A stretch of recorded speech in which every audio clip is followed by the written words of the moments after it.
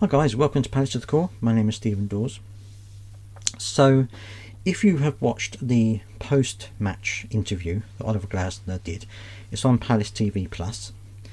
You will know that he did mention about players that they have found.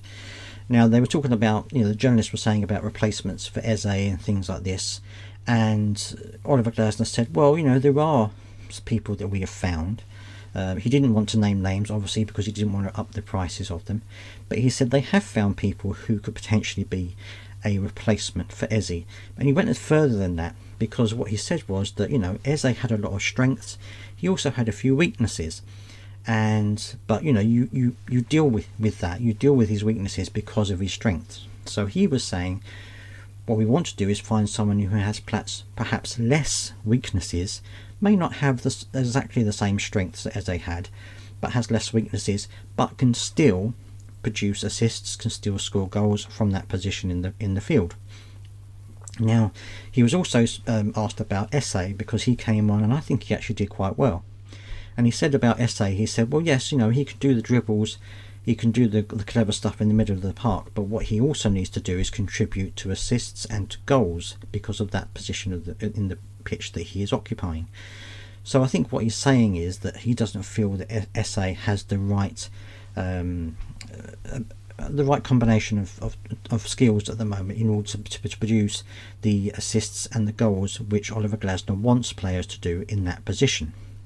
So, but that's a difficult thing to do. If he's doing it in training, he needs to be able to do it on the pitch. And I think if you're not giving him the time, how can he then do those things? How can he produce the assists and the goals?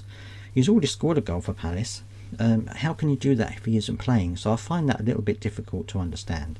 You guys may be able to tell me down in the comment section what you think that was about. But I think Eze needs to have game time in order to hone his skills, to get confidence, because strikers or players in those positions thrive on confidence. If his confidence is high, he's going to be making the assists and scoring the goals that they need. But anyway, Oliver Glasner says he wants someone who can come straight into the first team. He says, I don't want 18, 19-year-olds who are going to be on the bench or, still learning the game. He says, I want people who can start from day one.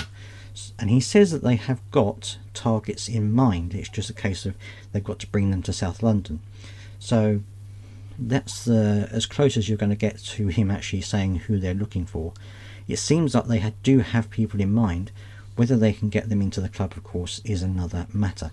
Let me know down in the comment section what you think about what he said there, and what you think about Eze as well. Do you think he should be given more time, more minutes in the first team to get his skills up? Or do you agree with Glasner that he's not quite ready enough for the Premier League? Let me know down in the comment section what you think. Please do subscribe if you've got this far, and I'll see you next time.